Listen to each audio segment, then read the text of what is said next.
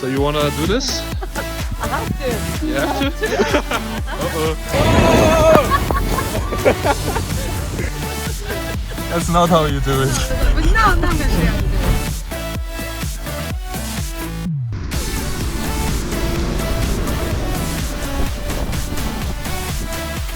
That's how you do it.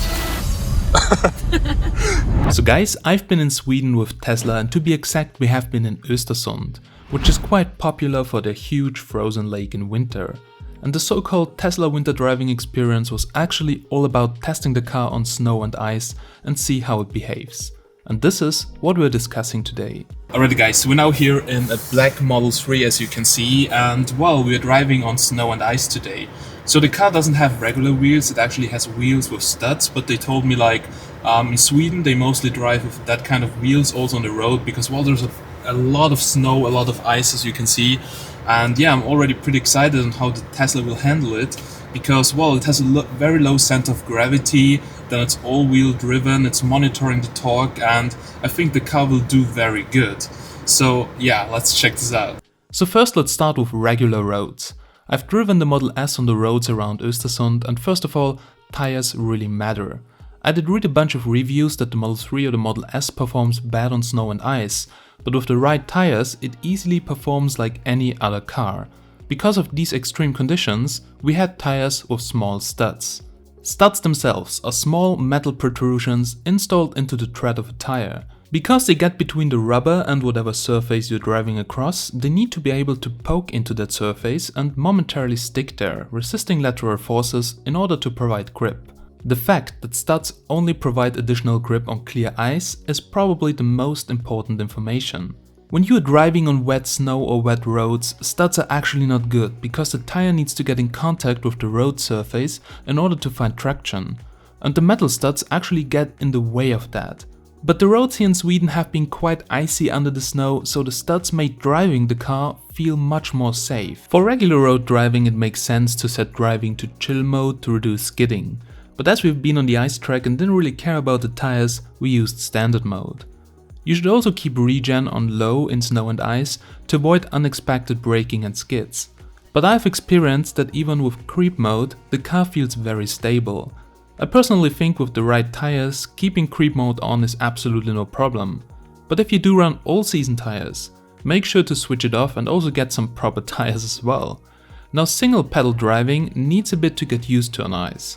So if you're not familiar with it, I would suggest to keep it off to avoid some unexpected skids.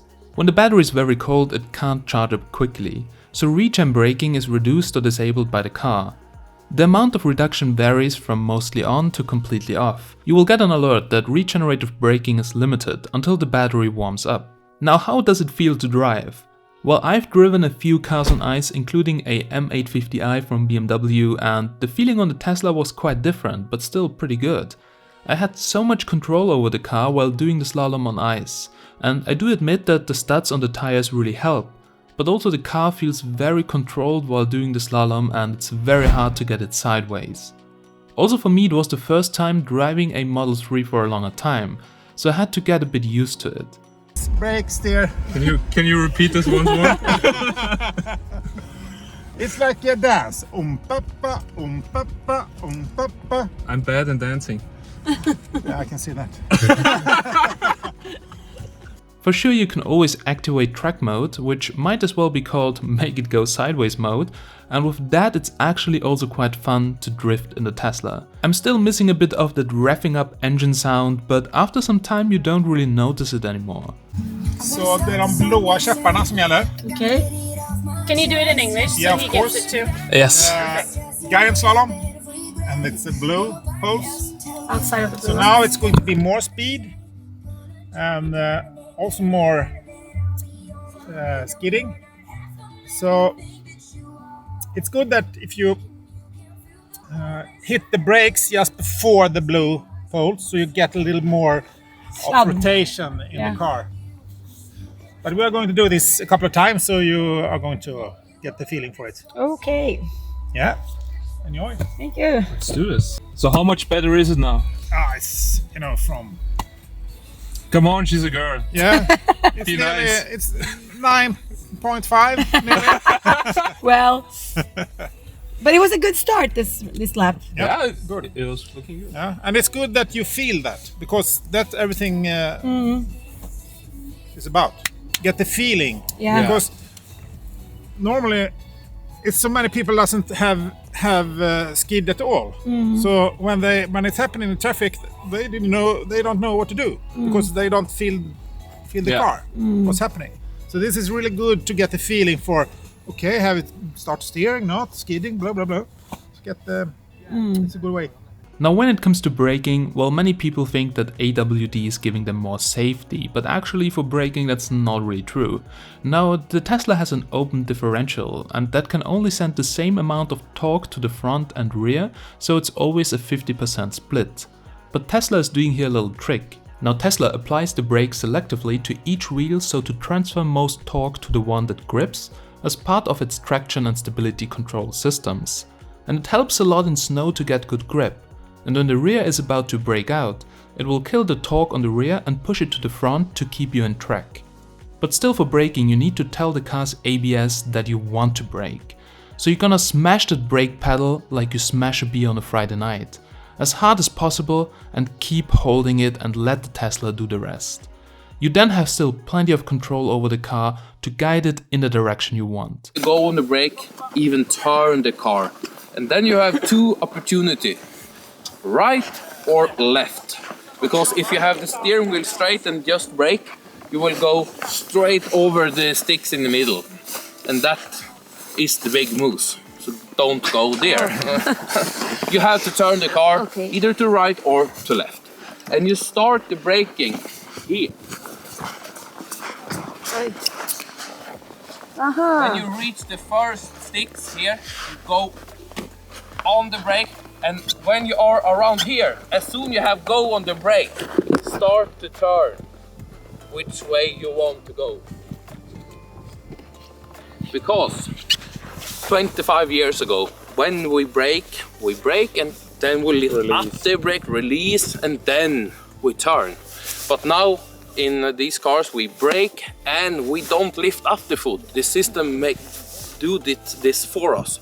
It release automatically braking pressure from the front wheels so we can turn the car wherever we want. But important is to start the turning so early that we can, because then we don't have to turn so much and not so quick. Nice and soft turning.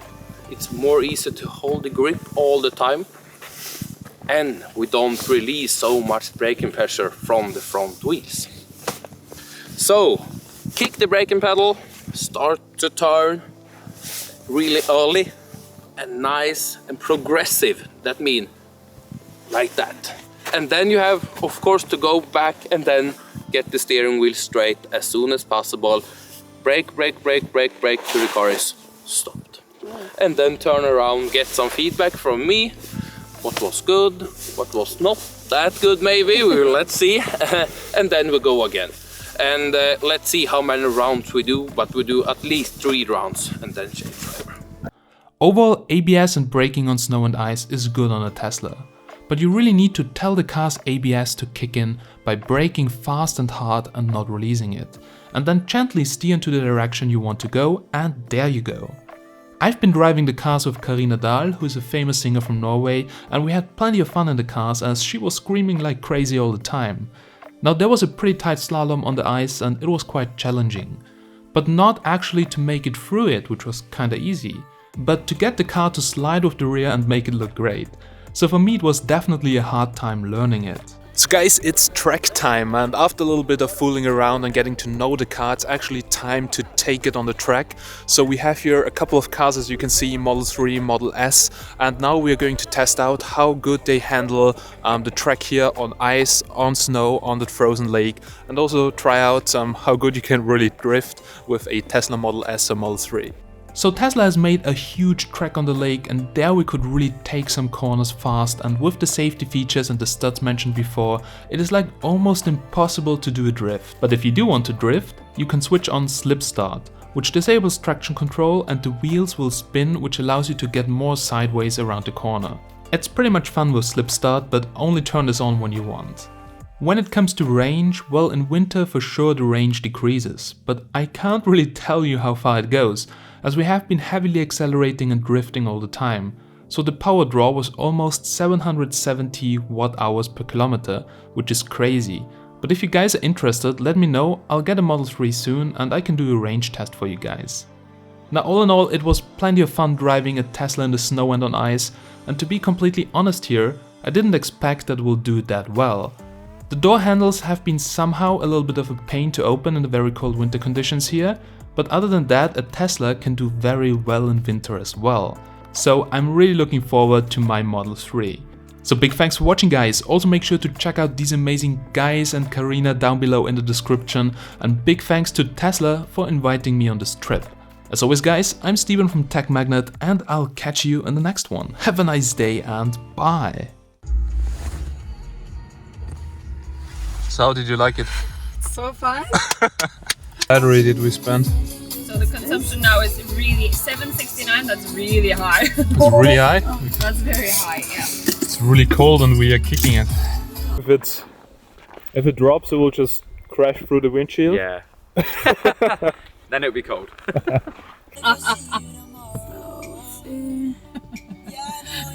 So this is how you do it with long fingernails? Yeah.